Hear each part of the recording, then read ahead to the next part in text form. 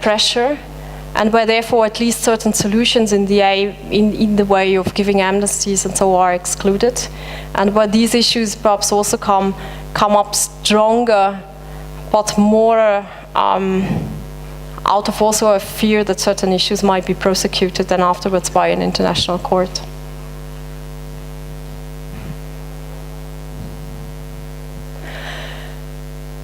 Negotiation about power sharing. And I think we just go into it a little bit, and but we'll not go through this whole stage right now before the break. You've got different cases. Either you do it right away as part of the peace negotiations, or you try to do it later, during, after the agreement in, let's say, a constitution-making process. The challenges are there again a little bit different, but many, and therefore I will take it separate. And also in order, what we already started a bit, to question what it means to do it either in the agreement phase or, let's say, in a post-agreement phase. When you see now is that you've got a lot of, in a way, constitution making during the peace negotiations.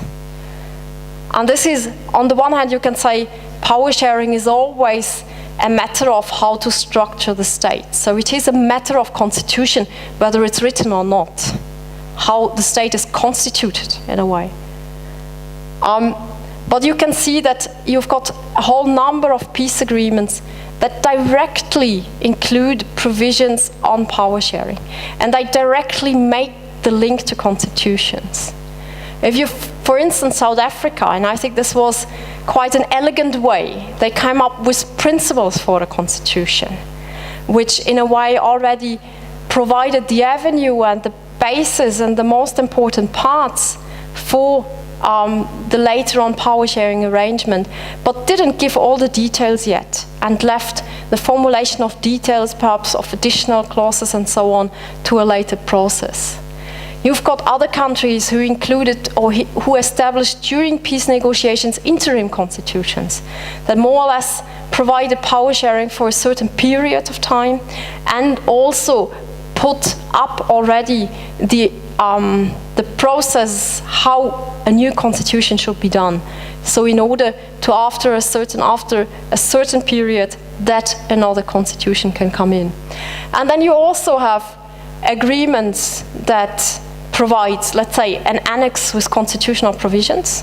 For instance, the Ohrid Framework Agreement of Macedonia had an annex putting in constitutional provisions where more or less afterwards Parliament has to adopt them, and also to validate the agreement.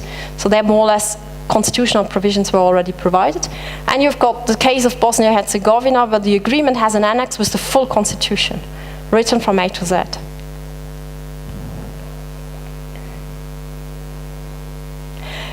What is the good thing about having it in the peace agreement? Now I think one is, if power relations are a matter of root causes of the conflict, then you can say, okay, already with the peace agreements, we address the root causes of the conflict by establishing this kind of power sharing mechanisms. This you can say is a positive thing.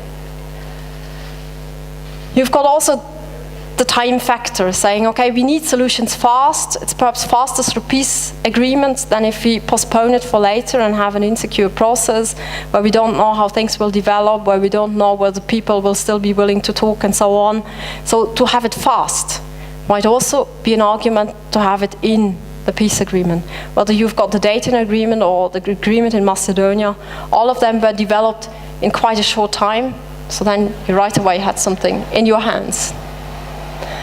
But you've got also quite a number of challenges, and that is that then normally power sharing is negotiated between conflict parties, and with that also quite often power is divided between former conflict parties, and you might just perpetuate power relations during conflict. It might even have the side effect that other groups who want to share in will have to prove it by force so that they will also get a part of conflict. So the arrangement of power sharing, because it comes out of a logic between perhaps the former parties, can trigger protest of other parties and say, now where I am in this whole arrangement. It is normally an elitist process, as you want to keep it manageable, peace negotiations, and with that, you don't have what you normally want from a constitution, that it has a social contract with broad participation, with broad buy-in. This you normally don't necessarily have. And with that, you can, of course, also question the legitimacy of the constitution. Are those who negotiated this really legitimate to write a new constitution for the country? And is it sufficient for improving legitimacy afterwards, for instance, for putting it to a referendum or perhaps having it voted in parliament, where the choices to say yes or no are very limited? Also, what we can see that agreements or constitutions that were made in agreements, it is, in most cases, they are very difficult to amend afterwards. They are done in a very short time frame. They are compromises between parties. They are compromises that help to bring people out of conflict. But on the other hand, also, because they've been done in such a way, they might have weaknesses. But as they come out of an agreement where people think, okay, we cannot reopen our agreement. It's very risky to reopen our agreement. If we open it on this point, why not on that point? It starts making it very difficult to amend. And somehow these agreements, though they are constitutions and should be amendable, get inflexible to some extent. Not legally, but just because people are afraid of touching on it. So it has this, we can try to answer with process design and saying, okay, in some cases we will have to find mechanisms to have a broader process. And I think you mentioned out of the group with Jay Rothman that you had also a debate, or he mentioned it himself, I don't know, where they had discussions, let's say, between, you could have one focus group with the main leaders, but then also other groups, let's say from society and so on, that feed in. And also in peace negotiations, they sometimes try to make an inner circle and a broader circle that is consulted at times. You also have this approach to say, if power sharing in peace agreements, always only for a transitory period, only for an interim period. It's fine, perhaps we need it for stability for some time, that power is shared between political leaders, but on the long run, we want to have a new, either that these cease away, that they vanish with sunset clauses, or that you have other, or that you have constitution drafting afterwards later on. Or you try to make compromises and say, okay, some issues we already decide now, let's say certain principles we already decide now, but the major part we leave to a constitution-making process. Or you try to convince during the time to leave everything to a constitution-making process.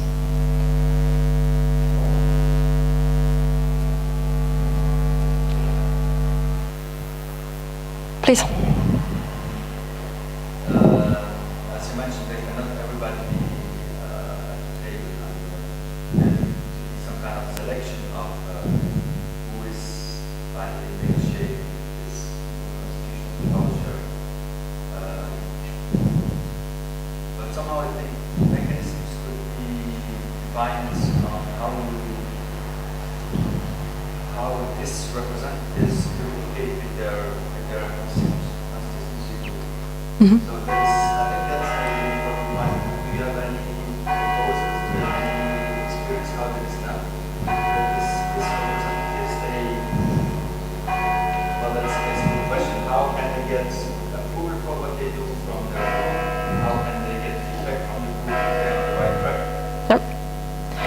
I think this is a question that I would also like to give back, because I'm sure there are more process specialists in these rooms than I am. I know of some examples, but let's distinguish two cases. Sometimes you've got parties at the table which are powerful on a military site, but you don't even know who their constituency exactly is and whether it's a big one. So for that, it's then a question also, what do you make? How representative are those people? Or who are they actually really representing? And sometimes only election afterwards, at a certain point in time, will show whether how big the backing really is. And of course, this can also change during the time. The other issue, I think, is an extremely important one, and I think we might touch on it several times also, is that it always needs possibilities for those who negotiate also to refer back to the constituency, perhaps also to leaders that are not included. I know of cases where, for instance, also the mediators traveled from time to time to talk to regional leaders who were not included, and as part of the constituency of one of the leaders who was present to do it. But this was more or less in an informal way. I know now I'm mixing up cases a little bit. I think it was in Burundi where they had a special group, a special women's group. Now I'm not sure whether it was Burundi or Sudan. A special women group who would give input on certain cases. So where they created another, let's say, another table of certain groups in order to bring this in. But for techniques how to include it, I'm sure there are proposals here in the room, and it would be great to hear them.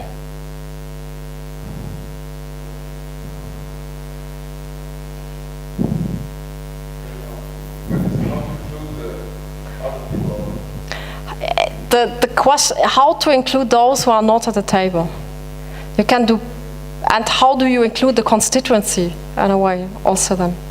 It's two, I think, two different questions. I know in Sudan there was even a Swiss attempt to create a house, to create, the negotiations between South and North. The problem was that that were only the military, the government of Sudan and the SPLM. So how to give it more a broader backing to the SPLM? The idea was to create a house of nationalities which would include all the different ethnies, because the South was not very homogenic ethnically. So the idea is to have like local parliaments of chiefs which would discuss issues which were then brought up to the main negotiation table, and issues which were discussed up there brought down, and to have a much broader feedback and a much broader legitimacy of the process. This is an example I know. Oh. Quite often the reflex is, especially if it concerns constituencies, that it is also the task of the leaders to manage that. And that from the outside there should be no interference. And I think that is, well, there should not be interference, but if it is neglected, this link to the constituency, I think it has very bad consequences later on for really being able to conclude an agreement, and also for implementing it. And there I think the examples are multiple, and I very much agree with what Jay Rodman was saying, that if you do not go back constituency continuously, then it will, the chance that you will have hard leaders or a radicalization of those who were not excluded, or that just there is, those who are at the table, they know why they make the compromises. Those who are not at the table, they don't. And sometimes they might feel it as a betrayal of what they had been fighting for, and saying, and now we shall give it up. So if this dialogue is not taking place, I think it is extremely dangerous. And there, yeah. The challenge might be that you need to have a certain amount of confidentiality when negotiating, and if the circle is open too much, that may also challenge or jeopardize the whole process. Yes, I agree. I agree. And we will come to, I will talk a little bit more concretely about Nepal if time allows. And you can also see this need for confidentiality. I think all these issues you can also see there. But still, at one point you will have to bridge. You need the confidentiality, but at one point you have to bridge. I think this is also one of the question marks that I would have to this very strong intergroup negotiations, as Jay Rotman was pointing it out. A rebel group, for instance, with, let's say, a quite strong hierarchy, would it be willing to engage with outside support, facilitation, such a process? Some might, but I think quite a number would not want this. Also out of confidentiality reasons to some extent.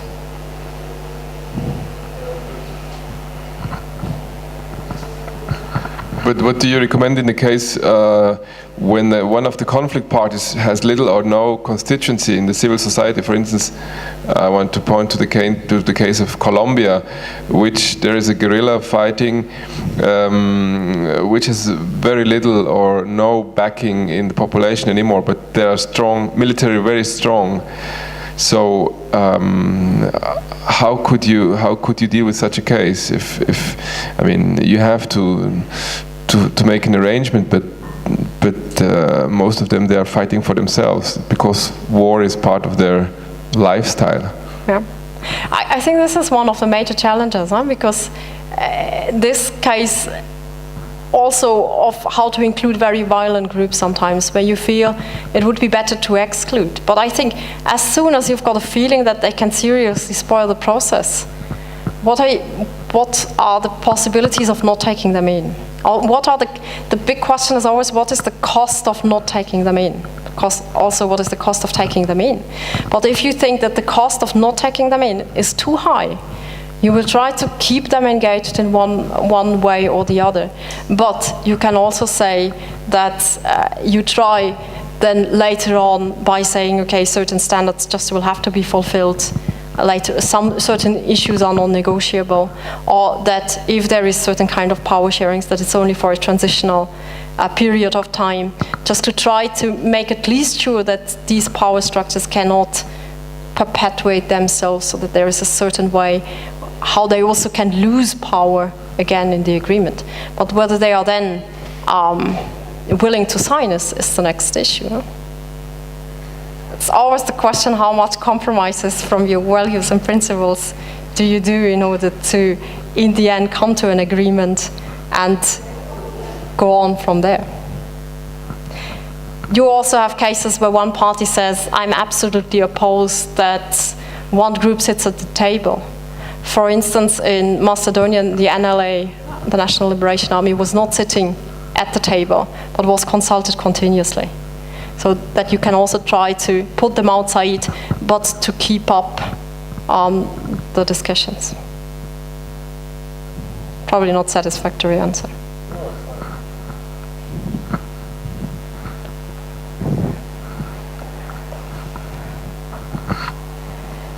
Shall we make a break? 10 minutes?